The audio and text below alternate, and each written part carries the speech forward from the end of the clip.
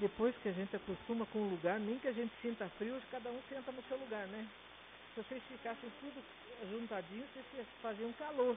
Mas cada um marca o seu lugar e não tem jeito, né? Mas pra mim não tem problema. Eu tenho que ficar aqui mesmo em pé. Gostaram da sala climatizada?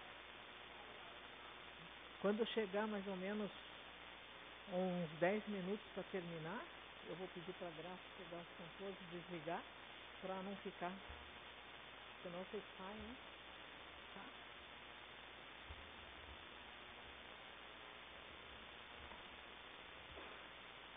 É? Sim, obrigado. Eu deixei uma outra em cima, mas acho que ele vai cobrar.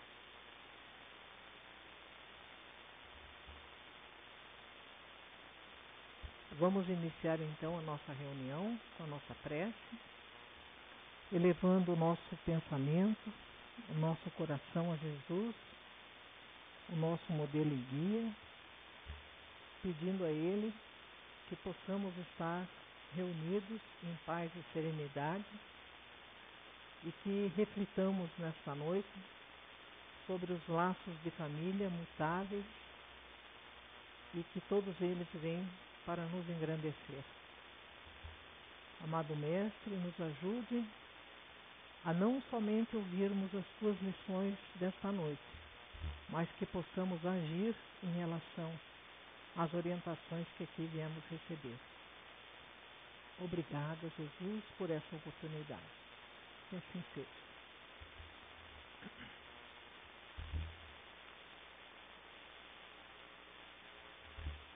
Então nós paramos no Bernardino, né? Eles viram lá onde eles estavam trabalhando, o André Luiz e todo aquele pessoal ali, a Luciana, a Zenóbia, os trabalhadores, o Hipólito, e nós estávamos vendo uma reunião mediúnica no mundo espiritual.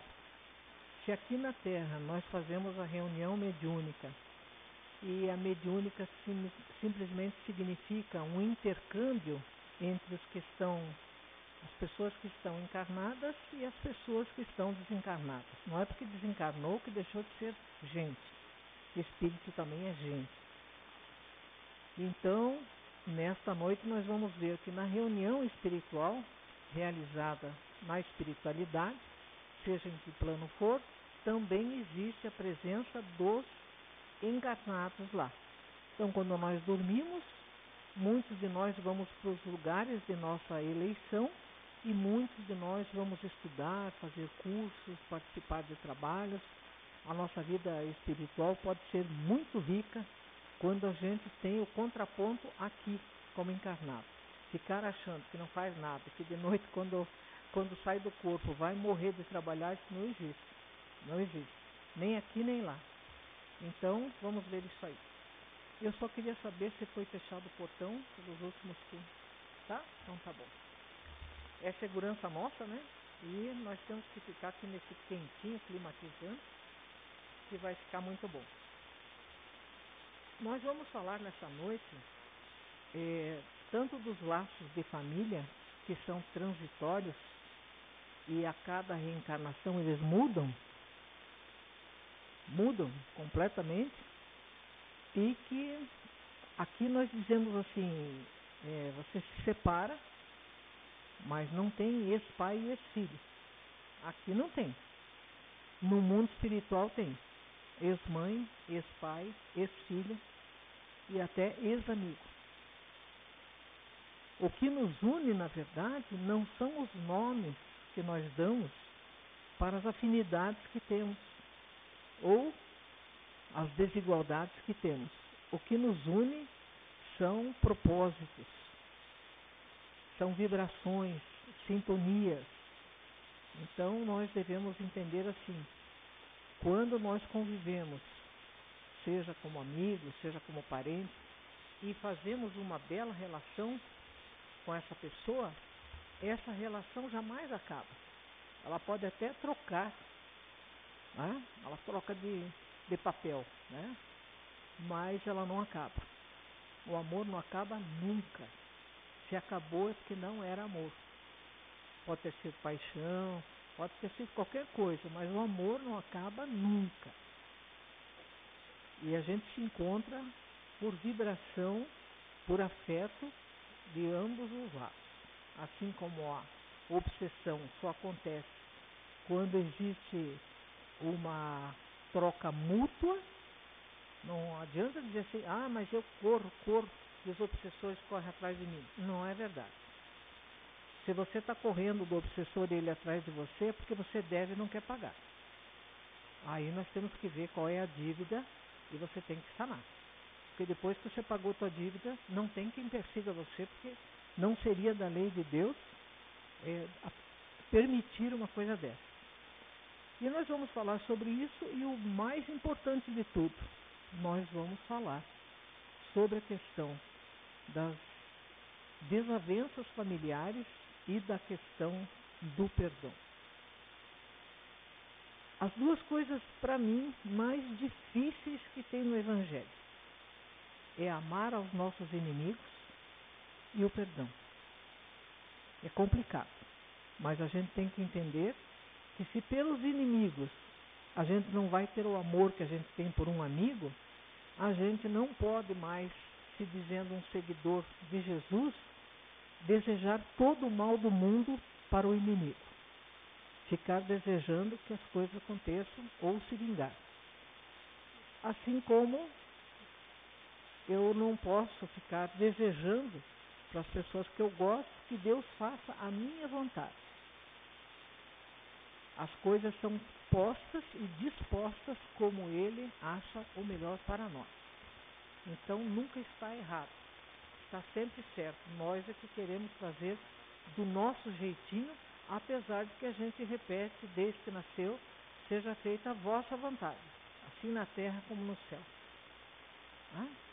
Então vamos ver que o Bernardino veio cercado de uma luz verde prateada e a cromoterapia, que é uma ciência que estuda as cores, ela diz que o verde é a primeira cor que se vê no arco-íris,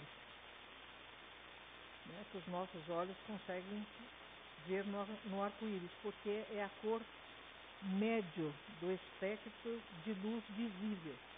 Ela representa, para a cromoterapia, o equilíbrio e a harmonia. É também a cor do coração, do chakra cardíaco, e estimula a imunidade. Vejam como são importantes, por isso que eles trabalham dessa forma. Essa prática, assim como todas as outras práticas, não são utilizadas pela casa espírita, porque a casa espírita é para se estudar e fazer caridade. Não é um lugar para terapias. Mas eu posso ir lá e fazer um reiki? Não, não pode. Porque na terapia espírita a gente faz o passe. O reiki você faz um curso e recebe uma diplomação até, um certificado. O passe é aquilo que a doutrina diz que para nós é o suficiente.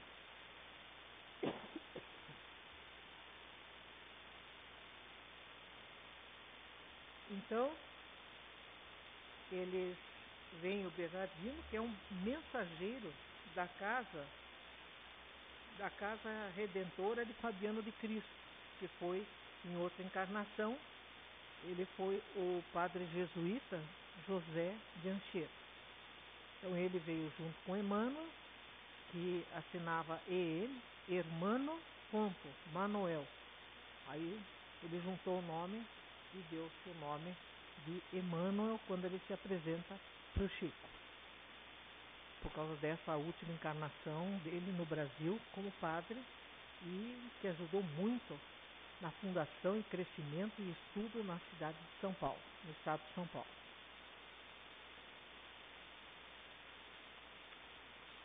Então vejam, com tudo aquilo que o Bernardino veio para auxiliar nessa reunião que vai acontecer, nessa reunião mediúnica, ele conseguia se mostrar a alguns, mas não a todos. É a questão da frequência. Se nós tivermos aqui no nosso salão 5 médiuns, a menos que esses médiums estejam totalmente em harmonia e sejam homogêneos, o que é difícil de aprendizado, de evolução, cada um vai relatar uma coisa que viu. Por isso que numa reunião mediúnica bem orientada, uma reunião mediúnica espírita, o médium de evidência só pode comentar depois da reunião para não influenciar as pessoas, porque ele pode estar vendo dentro da sua ótica, mas não é necessariamente a ótica da espiritualidade que está querendo mostrar para a equipe. Então, isso aí é bem complexo. A médium Luciana, que é uma médium vidente, vai ceder o seu organismo físico, que ela tem lá, o seu perispírito, para servir de médium do lado de lá. Muito comum isso, porque muitas vezes um espírito de alta envergadura vai passar uma mensagem e não encontra naquele lugar um médium que seja compatível para se elevar e captar sua mensagem. Então o que ele faz?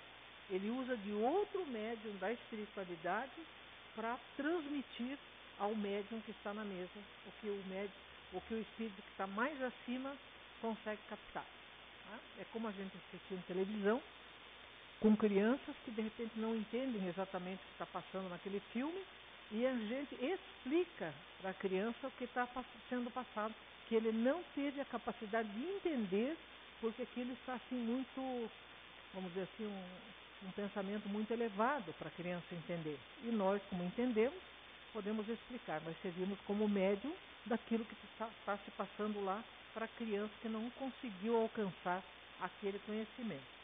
Então, essa médium vidente vai se prestar agora como médium de psicofonia. Vimos, então, a emissão de raios brilhantes de luz verde por intermédio da diáfana substância como nova chuva de pequeninas gotas celestes. Quem vê é quem está já num nível na espiritualidade que pode enxergar isso. Nem todo mundo vê. Pode acontecer agora aqui entre nós e uma pessoa vai enxergar, ou duas, e os outros não vão enxergar. Alguns vão sentir, outros vão pressentir, mas às vezes ninguém nem sente, nem vê, nem nota. Então, aparece agora depois dessa luz verde, né?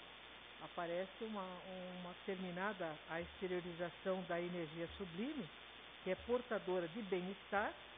Findos alguns minutos, novo silêncio, Luciana voltou a comunicar-se com a diretora dessa reunião que está sendo mediúnica, que está sendo lá na espiritualidade, e se comunicou com a Zenóbia, que está dirigindo essa reunião. Da parte da Terra, é ela que dirige. Da parte da espiritualidade, tem sempre outro dirigente que trabalha em uníssono com o dirigente daqui. Essa irmã trouxe um ramalhete de lírios e quando ela entrou na sala, ela espalhou um perfume delicioso e todos sentiram a sua presença e depois ela começou a distribuir esse lírio para todas as pessoas ali presentes. Eles são extremamente carinhosos conosco. É uma diferença tão grande, às vezes, do que nós passamos por aqui, que nós sentimos uma emoção enorme assim que eles chegam perto de nós. Não é uma emoção de tristeza, é uma emoção de alegria. É uma emoção da gente sentir uma sensação que a gente não consegue explicar. São extremamente generosos e muito bondosos conosco. Depois dessa alva claridade, eles veem chegar uma mensageira que ela trajava uma túnica que eles colocaram aqui de escumilha. Escumilha é um tecido transparente que é feito ou de lã ou de seda. Então ela com essa roupa nos pitava com muito carinho e com a permissão do alto ela se apresenta como a pessoa que foi mãe. O verbo é sempre usado no passado. Ela é, então, a ex-mãe de Gotuso. O nome dela é Letícia, um espírito já evoluído. Ela chega e quando ela vai se comunicar com o Gotuso, que foi filho dela, eles disseram, o André Luiz diz, não pude ocultar a surpresa em face do desdobramento dos trabalhos naquele ofício de gratidão e louvor. A irmã Zenóbia, naturalmente experimentada nas atividades de intercâmbio, interveio e disse, interveio acrescentando, a médium, que está servindo de médium a Luciana, ela cedeu o seu veículo de comunicação a outro espírito. O aparelho dela servia também para dar comunicação da Letícia, que se apresenta da seguinte forma.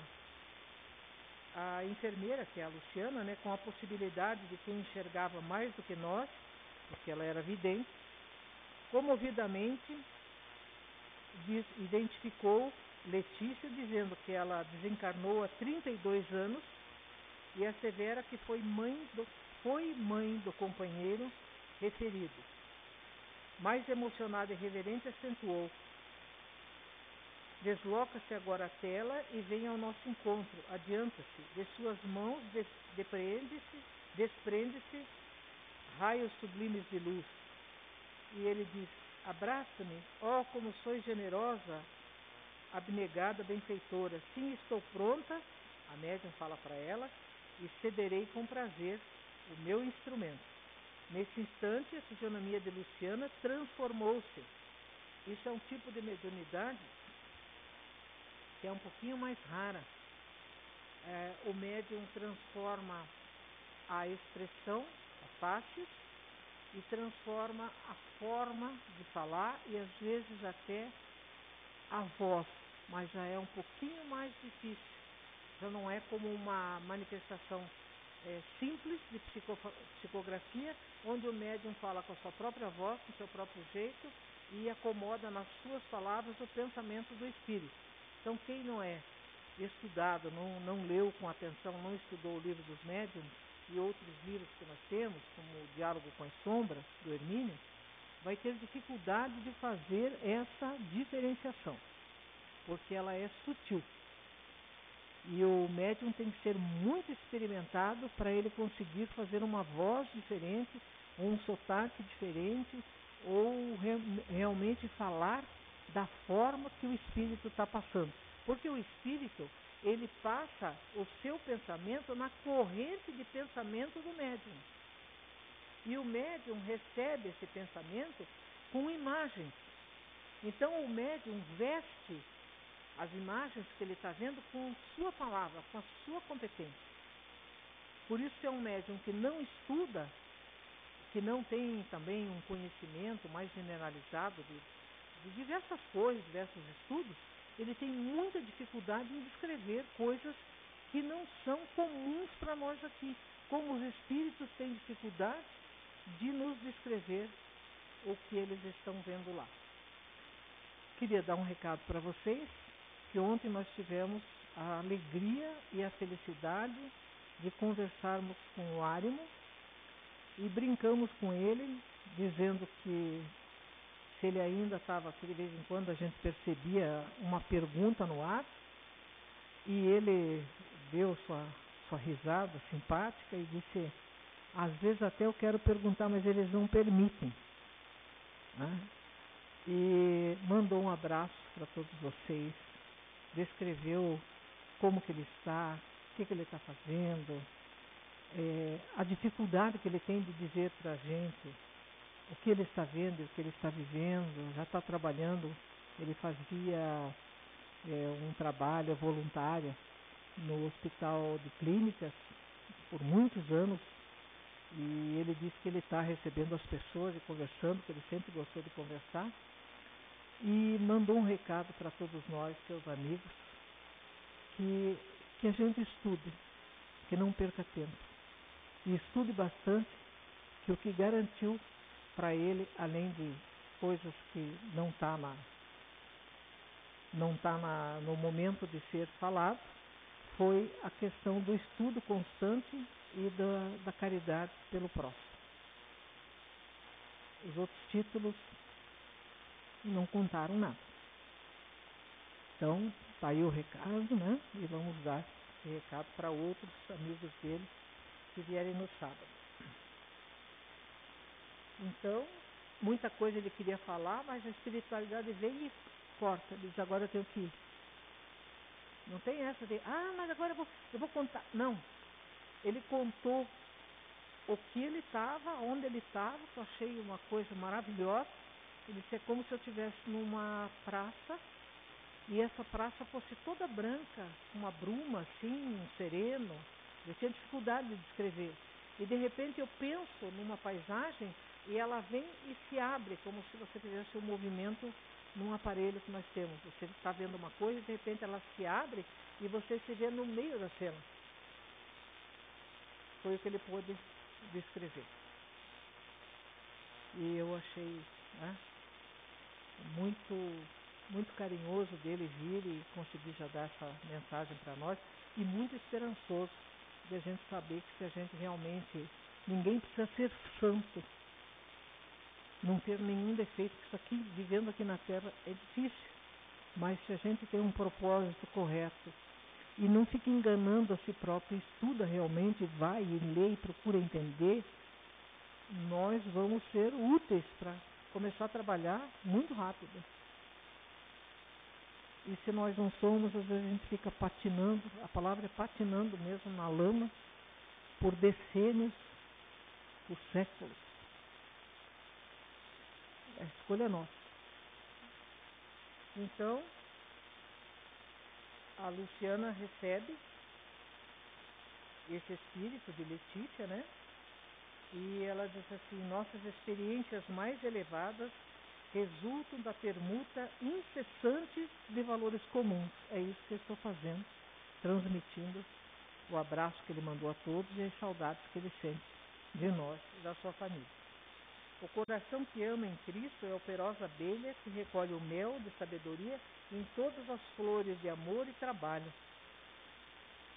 Colherei contente na alma fraterna desta assembleia de cooperadores da vontade divina elementos de tolerância e compreensão. Como é que o Espírito que vem quer se comunicar conosco, ele vai colher no meio de nós tolerância e compreensão se nós não somos cooperativos e não somos tolerantes? Não vai colher nada. Se ele não colher nada, ele não vai ter a força que ele precisa para poder se comunicar. Nós temos que colaborar. Todo mundo colabora numa manifestação. Né? E ela vem e vendo seu filho, ela diz, Gotuso, meu filho, serei breve. Olha só, os recados vêm sempre iguais. Serei breve. Nós não temos todo o tempo do mundo. E ainda mais espírito mais evoluído tem menos tempo ainda.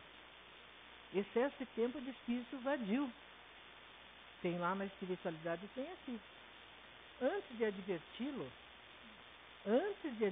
ela chega assim já, queimando a hora 50 já. Antes de adverti-lo, já roguei ao Senhor, o abençoe e inspire sempre. Ouça desapaixonadamente. Olha só. Ouça de forma serena. De forma serena. Deixa as paixões do lado agora. Ouça só com a razão.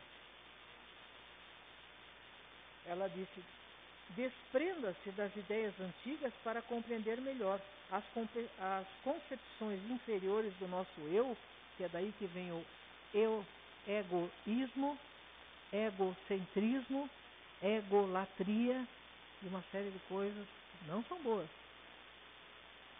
Também se cristalizam, impedindo a penetração da luz em nosso campo interno. Escute, meu filho, como pode menosprezar a santa oportunidade de elevação?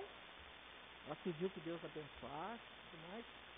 E olha, daqui para frente, o que uma boa mãe faz? Não é agressão física, não é agressão moral, mas é a chamada de atenção correta. Só ele ficar passando mão em cabeça de gente que está fazendo coisa errada, só traduz um desastre para frente. Nós não criamos filhinhos que vão ficar pequenininhos e nós vamos ficar achando engraçadinho. Às vezes nós estamos produzindo uma cobra egoísta, prepotente, que acha que tem direito a tudo, que ninguém manda, que ninguém fala, e de repente vira um adulto e ainda vai dizer para nós: por que você não me educou? Você teve a oportunidade, por que você não me educou? Ela chega e diz assim: como você pode menosprezar a santa oportunidade de elevação? Como pode permanecer em repouso gotuso, que vai lá na lama tirar espírito terrível, o gotuso, o que ele faz lá, como ele foi médico aqui, ele trabalha como psiquiatra dos loucos do mundo espiritual. Olha o que ela disse para ele: como você pode permanecer em repouso perante as necessidades primordiais do espírito? É o que muitas vezes nós esquecemos. Nós até estamos fazendo algumas coisas, mas nós não mudamos a forma de pensar. A gente era atrasado, invejoso, egoísta, prepotente, ciumento, e continua sendo isso. Faz caridade, leva sacola, traz sacola, mas não muda o modo de ser. Aí, quando você não muda o modo de ser, você até recebe um serviço do lado de lá pelo tanto de bem que você conquistou, mas você não eleva. Será que a gente vai querer ir para o porto e ser eternamente estivador? Não dá para sonhar num empreguinho diferente, num estudo que leve a um cargo maior? Será que eu vou entrar num supermercado e vou morrer, me aposentar como empacotador, sendo uma pessoa de inteligência correta, tendo uma boa inteligência, podendo fazer outras coisas?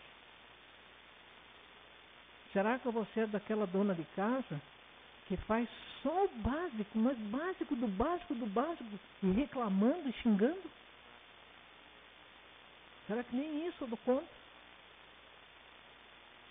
E ela continua dizendo assim: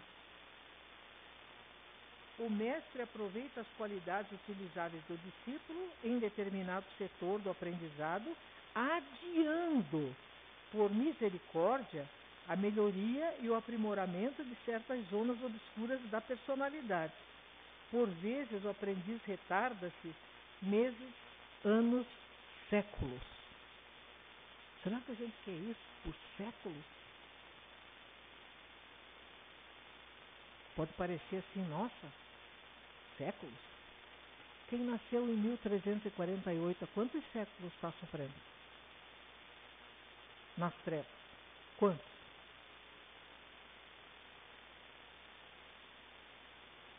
800 e quanto? 800, né? 8 séculos. 800 anos. É pouco? Será que não chega?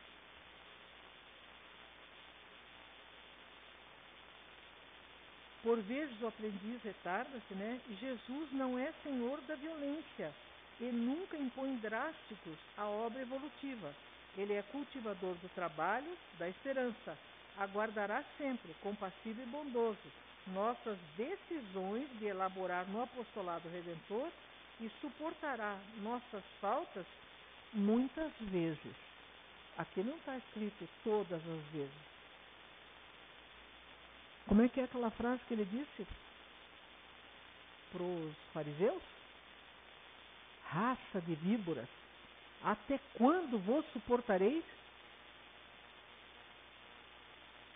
Será que nós não somos os fariseus reencarnados que continuamos fariseus? Dizendo: faço o que eu digo, não faço o que eu faço? Olhando sempre para a janela do vizinho e dizendo assim que a roupa do vizinho está suja e esquecendo de passar um pano com sabão e com álcool depois para a gente ver e ver que a janela nossa que estava suja, não a roupa do vizinho?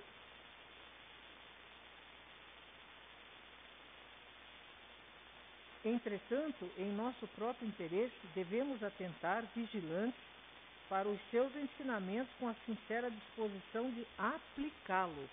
Não basta saber o que é certo e o que é errado. Tem que fazer o certo e não fazer o errado.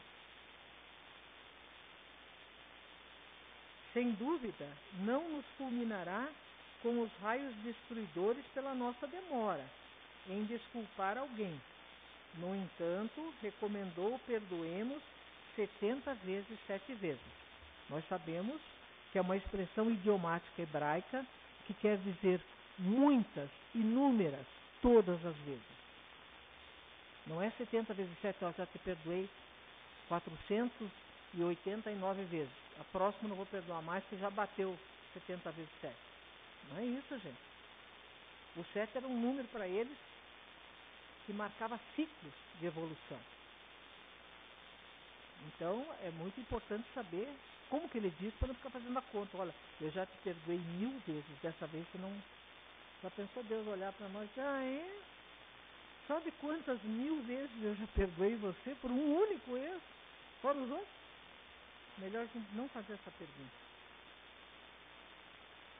Naturalmente, não nos perseguirá pela nossa dificuldade em simpatizar com irmãos atualmente menos felizes que nós. Esforçou-se, contudo, para que nos amemos uns aos outros. Só que começa em casa. Não adianta eu começar aqui e dizer assim, eu faço todo bem na casa espírita, que daí todo mundo vê e diz, olha, que pessoa, viu? Isso é um carrasco na minha casa, para minha família. Já chegar chutando o balde. Não adianta. A coisa tem que começar em casa, porque lá é a terra dos nossos credores. Eles vieram para cobrar a conta. Enquanto a gente ficar sapateando e não quiser pagar, eles têm direito até de contrair, assim, convidar um pessoal da esquerda festiva, da espiritualidade, que adora. Vocês já viram quem que se aglomera quando dois perderam totalmente a cabeça e começam a brigar? Já viram? Vocês já viram juiz de direito arbitrando briga de galo? Não, né? Quem fica lá arbitrando? É o criador do galo, o vizinho do criador do galo. Então a gente tem que prestar atenção nisso. Muita atenção. Os mais difíceis, os mais problemáticos nascem na nossa casa. Porque são eles, para eles que nós devemos.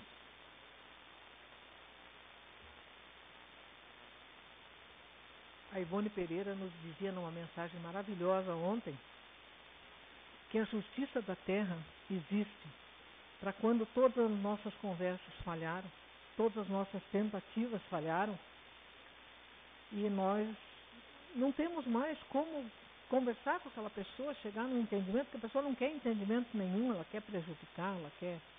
Aí existe a justiça da terra, que a gente primeiro precisa tentar, e hoje a justiça está fazendo isso. As audiências de conciliação estão cada vez mais e mais acontecendo, se criando uma oportunidade de até dizer, olha, você pode fazer isso, isso ou isso, o que você quer? Tem uns que olham para o juiz e dizem, prefiro voltar para a cadeia. É igual alguns de nós.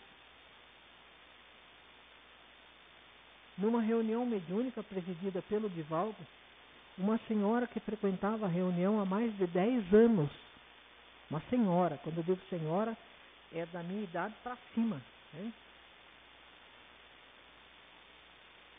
Ela sofria anos a fio com uma dor terrível nos joelhos, que não tinha quem sarasse. E de repente um dia aparece um espírito e se dirige a ela nesses termos. Você sabe por quê? A linda história sobre a sua dor nos joelhos, e ela fica em guarda na hora. E o coordenador da equipe, como todo coordenador, não pode deixar o médium que for chamado ou indicado falar. Naquele momento, só os que se chamam de conversadores ou doutrinadores que vão falar. E ele disse: pois eu vou contar. E olhando para o médium fixamente, virou a cabeça do médium por quem ele se comunicava e disse: você colocava os escravos da sua fazenda, depois de açoitar, a gente estar sangrando até a morte, você colocava a gente de joelho, amarrado no tronco, até que a gente morresse, ajoelhado. Mas o tempo passou, eu reencontrei minha família, encontrei com você aqui, estou vendo você trabalhando pelo bem. Você vai se ajoelhar agora e vai me pedir perdão por tudo que você fez. E o Divaldo disse que nunca teve uma surpresa mais dolorosa na vida dele, que ela se levantou da cadeira e, se dirigindo ao médium que dava passagem para esse espírito, disse em termos chulos sobre a cor dele, e disse: eu jamais me ajoelharia aos pés de um negro como você, escravo. Morro com a dor no joelho, mas não peço perdão para você. E saiu da reunião. Gente, 10 anos fazendo parte da reunião, junto com o Divaldo. Não aprendeu nada. Porque para ela era fácil falar: meu filho, perdoe. Mas sabe? Mas fazer. Qual era a pessoa que não ia se sentir arrasada de saber disso? E cairia de joelho pedindo perdão? Pois ela saiu da reunião, nunca mais voltou. E é esse o final temporário de uma história terrível. Vocês vejam como é que são as coisas. Por isso que nós temos que tomar cuidado quando alguém aponta para nós e diz: você deveria modificar nisso. Está sendo o melhor amigo, ele pode estar até brigando com a gente na hora, falando coisas pesadas, mas está sendo amigo. Porque se a gente continuar naquele ritmo, a gente vai pagar muito caro. Muito, muito caro. Por muito tempo. Aí continua da seguinte forma. Ela diz assim: seu esforço médico desta casa é um fato apreciável. Companheiros dignos seguem-no com amizade e admiração. Multiplicam seus valores que o cercam. Amontoa você preciosidades e bênçãos na parte das aquisições afetivas. Porém, e o seu próprio destino? Já pensou no seu próprio destino? O que você vai fazer com você? Seus amigos, não obstante a luz que lhes brilha no caráter santificado, não podem substituí-lo nas realizações que o esperam. Suas manifestações de natureza exterior instruem e confortam. Seus pensamentos mais íntimos, entretanto, dilaceram-nos o coração. Como conduzirá você, doentes, à cura se você prossegue magoado com aqueles que o feriram aparentemente? Às vezes aquele ferimento horroroso que a gente está achando que foi, nem foi tanto assim. É o excesso de vaidade, de orgulho, de prepotência que faz a gente. Olha, gente melindrada, pelo amor de Deus, né? Não dá para conviver com gente melindrada. Ai, mas você não pegou o copo e disse: toma, meu amor. Você disse simplesmente: toma. Então eu estou magoada, mas por 15 dias. E vou ficar por mais 45. Pois que fique. Sabe? A gente não deve jamais tentar nivelar por baixo. Deixa a pessoa que fique com a mágoa dela. Não vamos entrar nesse terreno porque a gente afunda. Daqui a pouco a gente está brigando, daí a coisa não fica boa. E ela diz assim, continua dizendo para ele: como você dará lições de bom ânimo aos tristes se você se demora tanto tempo na ilusão do desalento? Ó filho amado, ninguém serve a obra do Pai com a mente toldada pelo vinho amargoso das paixões. abra o entendimento à passagem das bênçãos divinas.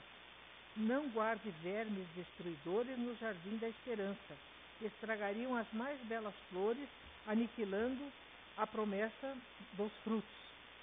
Interrompeu-se por um momento, e diz: é razoável que você demore nesse asilo de amor, colaborando na cura de desequilibrados mentais, longe dos círculos mais densos. Contudo, você não pretende ganhar o mais além? Você não quer sair disso? Tinha uma senhora que trabalhou comigo que ela era analfabeta. E ela uma vez contou para mim como é que começou o trabalho dela. E ela disse: você sabe que vida que leva uma pessoa que é auxiliar de serviços gerais no IML? Eu disse: não posso imaginar. E ela começou a me contar. Olha, eu só consegui perguntar para ela: por quanto tempo você aguentou ficar lá? Eu fiquei lá de 4 para 5 anos. Daí eu consegui sair e entrei fazer serviços gerais num paraíso, que é esse aqui, que é tudo limpo, cheio de peão, 150 peões. Eu via que aquilo era tudo limpo, tudo maravilhoso. Pense o que é trabalhar num setor desse, onde ninguém quer saber, ninguém quer melhorar, ninguém quer fazer nada. Existem promessas, mas aquilo, olha, para sair do papel, foram anos de sofrimento. E tem pessoas trabalhando lá pela comunidade, para ganhar um salário mínimo. Graças a Deus que isso tem final. Daí ela diz: admite satisfeito o cárcere do estacionamento, malgrado o caráter do trabalho edificante? Não desejará libertar-se para libertar definitivamente os prisioneiros da ignorância, porque ele é um deles, ele está preso na ignorância. Não demandará o plano superior para ser mais útil aos que intentam galgar a escada reveladora da luz imortal? Prestem atenção agora na fala dela. Não fala você agora dentro da afetuosa impertinência de mãe. Olha só. Vamos prestar atenção. Nossos laços presentemente em relação ao passado são muito diversos. São muito diferentes. Não estava mais falando para ele como mãe e filho. Estava representando para ele reconhecê-la porque foi da última encarnação. Mas já estava explicando para ele que ela seguiria. E que ele ficaria onde ele achava que devia ficar. Somos ambos filhos do Pai Altíssimo e creia que minha devoção por você não é menor.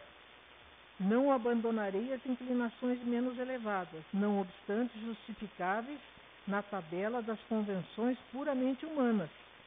E em razão disso, venho ouvi-lo sobre os seus propósitos. Você tem cooperado espontâneo e assíduo nas tarefas do bem? É um trabalhador com direito nas tarefas do bem. Desculpe, não tem ponto de interrogação não. É um trabalhador com direito a descobrir os próprios erros e a retificar o caminho que lhe compete. Ouça, porém, meu filho, e compreenda-me.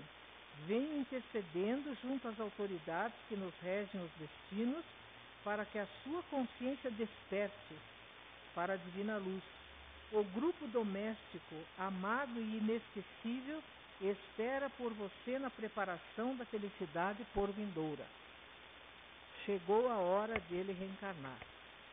E esse grupo o está esperando, mas não como ele imagina.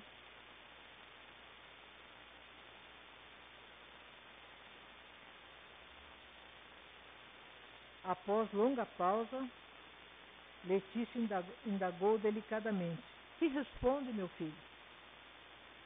Fez-se comovedor silêncio. Percebemos que Gotuso chorava entre a respiração opressa e os soluços mal contidos. Ao termo de alguns instantes, replicou humilde: minha mãe, minha boa mãe, estou pronto. Tomou a decisão. Ninguém toma decisão por nós. Pode até aconselhar, essa vez. Numa próxima, talvez já não pudesse. Já estaria se incomodando com outros tantos filhos que teve desde que começou o processo da evolução.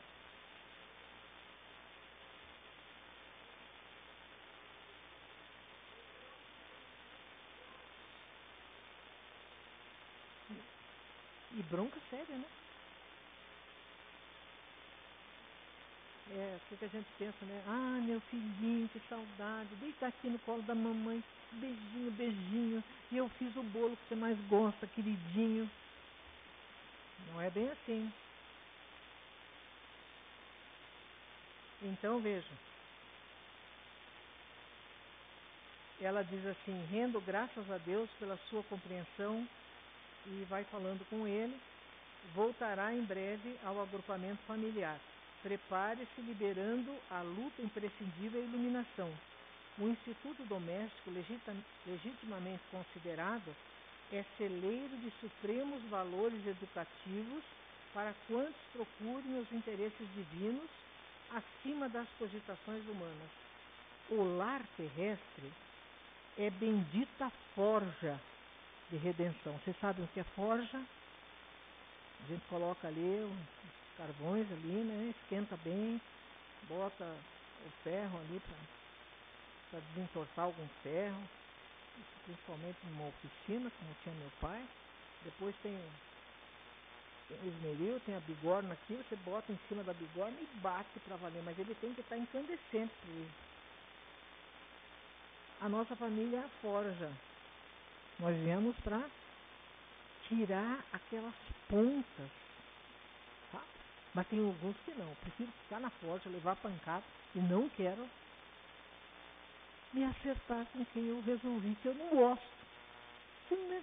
Olha, imagina voltar para aquele chato imundo, cheio de gente, atolado até aqui, com miasma do ódio, passar tempo lá. Ai, reencontrará, está falando para ele o que vai esperar por ele nessa família. Reencontrará as simpatias e antipatia de outro tempo, oferecendo possibilidades felizes de reajustamento emocional. Recapitule mentalmente as lições aprendidas, peça a inspiração de Jesus e disponha-se a partir tranquilo. Olha os novos laços. Somos milhões de criaturas disputando o ensejo de santificar os sentimentos. No passado, raras vezes, percebíamos em obediência aos ditames da lei. Se exteriorizávamos estima, perdíamos-nos nos excessos da paixão, como perdulários do afeto. Se manifestávamos atitudes de corrigenda, cedíamos à cegueira do ódio, como cultores do exclusivismo feroz. É mister regressar ao curso para conquistar o equilíbrio espiritual necessário à elevação. Até quando nós vamos trabalhar pelos outros no lugar mais raso possível e não dar um passo além porque a gente não é capaz de perdoar aquele que Deus colocou na nossa família consanguínea? O fato de perdoar não significa que você vai passar a amar aquela pessoa e querer estar eternamente junto, mas significa que você não vai fazer a pessoa sofrer ou fazer o resto do círculo familiar sofrer. Quantas e quantas famílias que a gente conhece que existe uma inimizade e essa inimizade provoca a dissolução da família. Ah, se ele for eu não vou, mas se ele vier eu saio. Aí a coisa começa a ficar difícil para os outros que não tem nada para abrir. Até quando? Até quando a gente estiver atolado até aqui? Para aprender? Aí ela diz, é mister regressar ao curso para conquistar o equilíbrio espiritual necessário à elevação. Ele não conseguia falar, só chorava, né? E de repente a esposa dele, dedicada na crosta, ela diz assim, a sua esposa dedicada, que você deixou na troça, não poderá servir de mãe para você. Entretanto, ela vai ser uma carinhosa avó. São os laços que a gente tem, que a gente troca. Uma mãe tinha perdido seu filho e estava junto com a esposa. E eu disse, com certeza, como Deus não separa os que se amam, ele provavelmente voltará à família de vocês em outros papéis. E as duas responderam em uníssono, eu não aceito.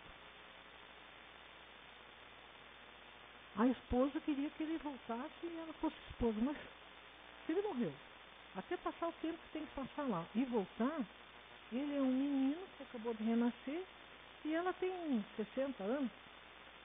Até que esse menino fique adulto, ela tem 80, 90, como é que vai? Não existe essa possibilidade. Não se reencarna tão rápido assim. Mesmo que reencarne até crescer e ter idade para casar. E minha avó também, a mãe dele também não queria ser avó. Queria que fosse filho dela e ela não ia mais deixar ele casar. Mas ela não tinha mais idade para ser mãe. As duas. Então não quero. Olha só. Viraram as costas para Deus, naquilo que Deus poderia fazer de bem, e disseram, na minha casa não reencarna, não quero. Tá bom. Vai lá para um outro lugar, onde você já tem recebido, porque as duas ainda têm que sofrer muito para conseguir equalizar e equilibrar o emocional. Elas querem que seja aquilo que elas querem. Aí ela vai dizer que o seu adversário gratuito, que foi a pessoa que depois que ele morreu casou com a esposa, ele passou a odiar o marido da esposa com todas as forças do coração dele. No entanto, a mãe dele vai explicar que muitas vezes, para seguir sendo uma mulher honrada e conseguir criar os filhos, é da lei que essa mulher tinha que casar de novo. Não quer dizer que ela gosta tanto daquele como gostava do primeiro, seja lá o que for. As pessoas que estão aqui na Terra, depois que alguém morre na família, elas têm direito a se rearranjarem. Elas têm que continuar vivendo aqui. Se a própria Igreja Católica, que está longe de certos entendimentos, diz até que a morte se separa, morreu, acabou. Se você tinha uma relação maravilhosa, você vai reencontrar. Mas às vezes você vai reencontrar com um amigo. Pode até ser que os dois evoluíram tanto que eles decidem lá que eles vão reencarnar, se casar para trabalhar pelos outros. Sem graça, né? Para alguns é. Mas muda, a coisa muda, depende do que a gente precisa aprender. Então diz assim, o ex-inimigo penetra agora no declínio das ilusões. Sua alma atravessa atualmente, ela fala de uma pessoa que ele vai beijar, e vai abraçar, e vai gostar, e vai com isso modificar a vida de um velho, que é o avô dele. Ele tinha sérios problemas com o avô. Então ele vai ter uma curta estada como neto. E indo lá com a graça infantil, com o esquecimento do passado, ele vai fazer com que aquela pessoa sinta um amor tão grande por ele, que a pessoa vai se melhorar e ele também vai deixar de dever para aquela pessoa. Mas vai ser curto o tempo, porque já está bem velhinho, e ele vai nascer, vão passar pouco tempo juntos, se ajudando. Quando tiver tudo certo, às vezes a gente não diz isso, agora que estava tudo dando certo, olha o que me acontece. Não é que estava tudo dando certo, aquela página acabou, virou, agora começou uma outra. Não adianta chorar sobre o leite derramado.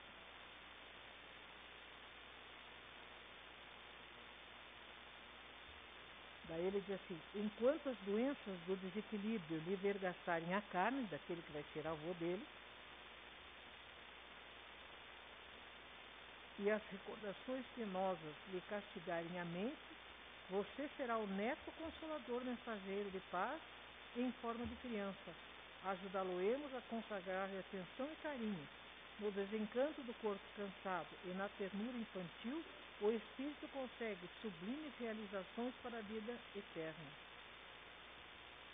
Novo intervalo, e ela continua. Seu futuro pai, na efêmera existência humana, coração particularmente amado do seu, receberá concurso amoroso e decisivo de um filho muito caro, elevando-se à nobilitante altura moral pelo sagrado estímulo da sua companhia. Sua volta infundir-lhe-á mais respeito ao mundo e aos semelhantes. Desejará cultivar virtudes e valores a fim de que você lhe abençoe a paternidade. Chorará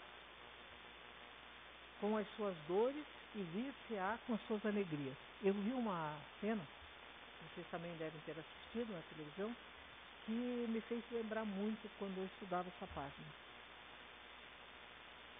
O ex-governador do Rio de Janeiro, encontra-se preso, ele recebeu a visita de um neto. E quando ele tomou aquele neném no colo, ele foi tomado de uma emoção tão violenta, de um remorso tão violento, que ele pediu para falar com o juiz e declarou os crimes que ele fez. Eu achei assim uma cena para a espírita ver e refletir. Com aquela criança no colo, ele chorava copiosamente e dizia: como eu me arrependo, porque eu vou envergonhar a minha família e essa pessoa que é o maior amor da minha vida. Né?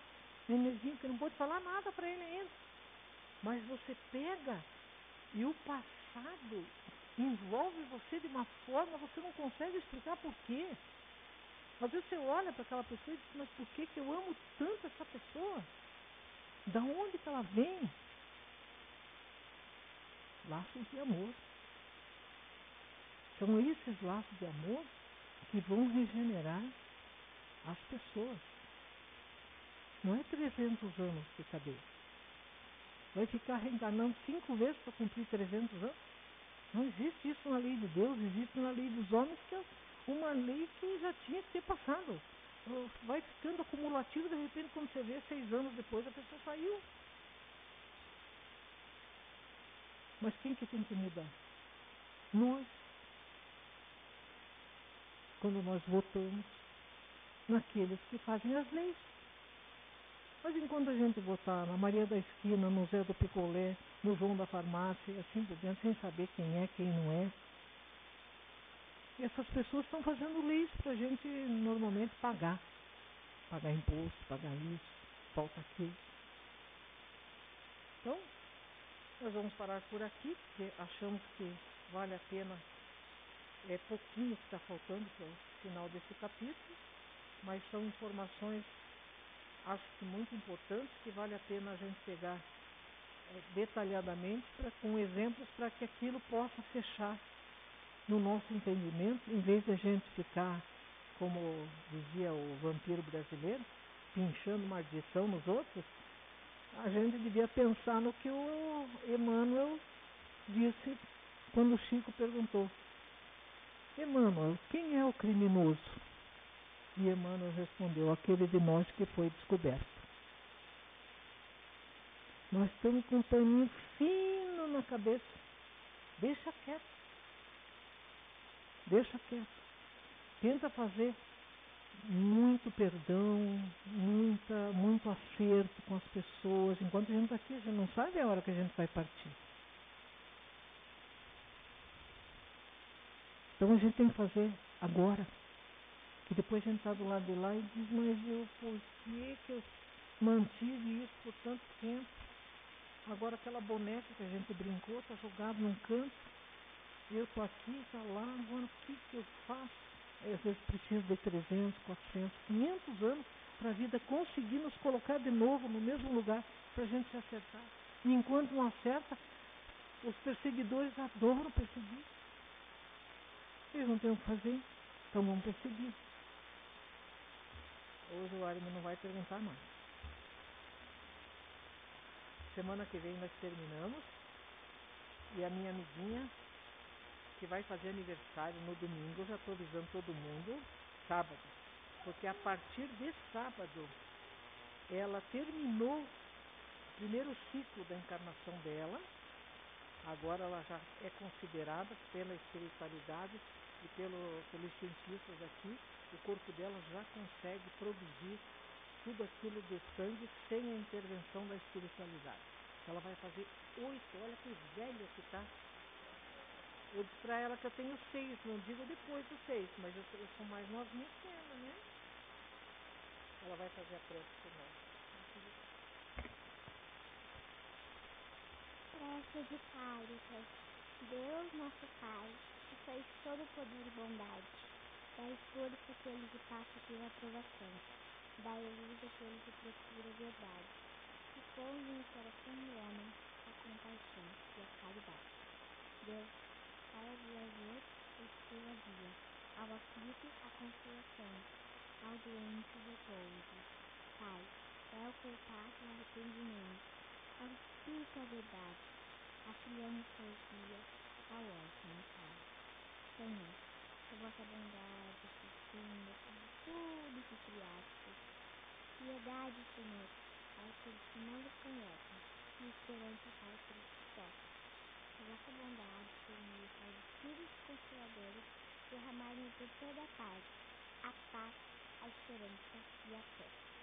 Deus, um raio, uma faísca do vosso divino amor pode abrasar a terra. Deixar-nos beber da fonte dessa bondade profunda e infinita, que todas as lágrimas cessarão, todas as dores se acalmarão, em seu coração, em seu pensamento subirá por vós, como um grito de reconhecimento e de amor, como Moisés sobre a montanha. Nós os esperamos com os braços abertos. Ó bondade, ó beleza, ó perfeição, queremos alguma sorte e depois vossa misericórdia. Deus, dá-nos a força de ajudar o progresso, assim de subir até vós. Dá-nos a caridade pura, dá-nos a fé e a razão, dá-nos a simplicidade para as nossas almas, o espelho onde refletirá a vossa divina imagem, que assim seja.